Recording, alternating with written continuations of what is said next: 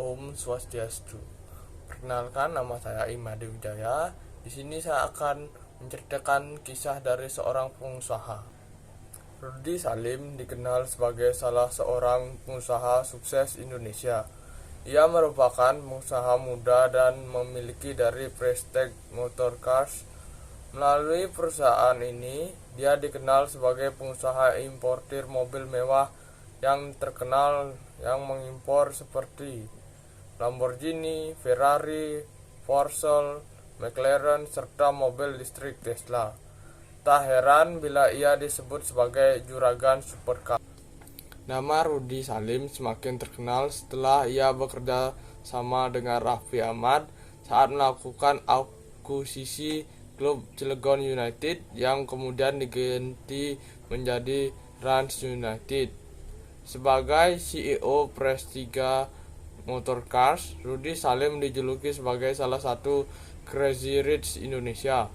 Namun tak banyak yang tahu jika jalan hidup dari Rudy Salim ketika menjadi seorang pengusaha cukup pelik. Keluarganya berlatar belakang sebagai dokter di bidang kesehatan, namun ia memilih jalan lain dengan menjadi seseorang pengusaha. Bagaimana kisah dan perjalanan Rudy Salim menjadi seorang pengusaha? Rudy Salim dilahirkan pada tanggal 24 April 1987 di Jakarta. Rudy merupakan anak bungsu dari 3 orang bersaudara. Keluarga Rudy Salim seperti orang tuanya bekerja sebagai seorang dokter. Bahkan kedua saudaranya juga berprofesi sebagai seorang dokter.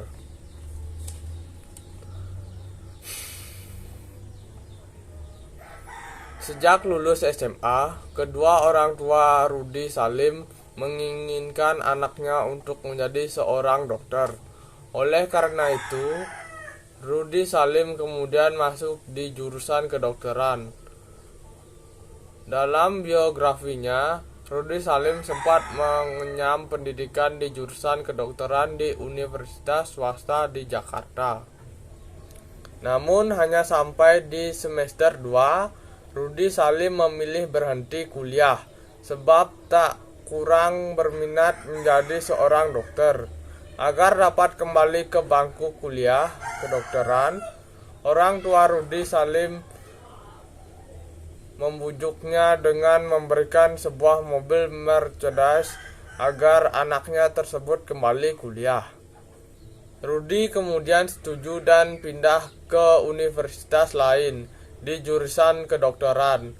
Namun karena gemar otomotif, dia kembali kurang berminat kuliah di kedokteran. Hanya bertahan 2 semester, Rudy Salim kemudian di drop out dari kampusnya karena nilainya yang jeblok.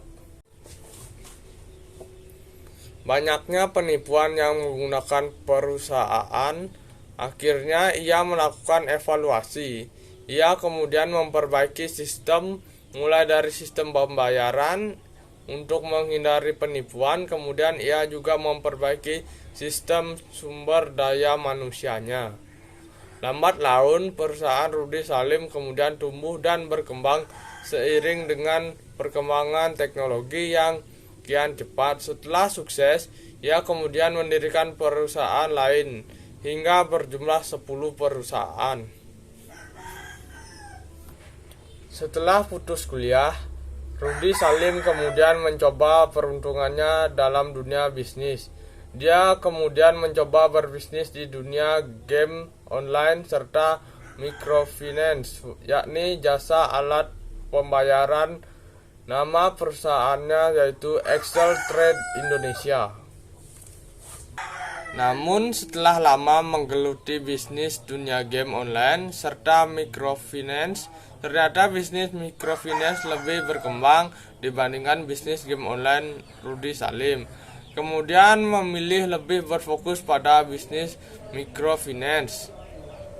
Dalam sebuah wawancara di kanal YouTube yang menceritakan biografi Rudy Salim, ia bercerita bahwa ia pernah merasakan pahitnya ditipu ketika menjalankan bisnis kredit online yang ia bangun saat ia ditipu oleh sindikat identitas palsu yang menggunakan perusahaannya microfinance miliknya saat membeli barang. Banyaknya penipuan yang menggunakan perusahaan, akhirnya ia melakukan evaluasi. Ia kemudian memperbaiki sistem, mulai dari sistem pembayaran untuk menghindari penipuan. Kemudian ia juga memperbaiki sistem sumber daya manusianya. Lambat laun perusahaan Rudy Salim kemudian tumbuh dan berkembang seiring dengan perkembangan teknologi yang kian cepat. Setelah sukses, ia kemudian mendirikan perusahaan lain hingga berjumlah 10 perusahaan. Selanjutnya saya akan menceritakan Aji Krishna, sosok pria asal Buleleng, Bali, memiliki bisnis dengan jumlah omset sebulan mencapai 25 M. Dia adalah Aji Krishna. Aji Krishna dikenal sebagai pemilik bisnis Krishna Oleh-oleh yang diklaim menjadi pusat oleh-oleh terbesar dan terlengkap di Asia Tenggara. Bisnis Aji Krishna tersebut memiliki 7 outlet besar, 3 mini outlet yang tersebar di seluruh Indonesia, bukan hanya Bali saja. Bahkan sejumlah artis ternama mulai dari Raffi Ahmad hingga Syahrini turut merekomendasikan Krishna Oleh-oleh sebagai tempat kunjungan wajib saat pergi ke Bali. Sangat tidak mengherankan jika Aji Krishna memiliki omset bisnis miliaran rupiah. Namun sejumlah fakta menyebutkan bahwa ia hanya anak dari seorang petani miskin di Bali.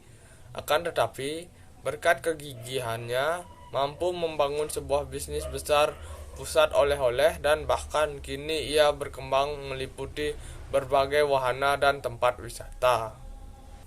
Kisah sukses Raffi Ahmad bisa menjadi inspirasi banyak orang. Raffi Ahmad merupakan artis tanah air yang karirnya masih cemerlang hingga saat ini. Mengawali karir sebagai bintang sinetron, Raffi Ahmad pun menambah ke dunia tarik suara hingga presenting.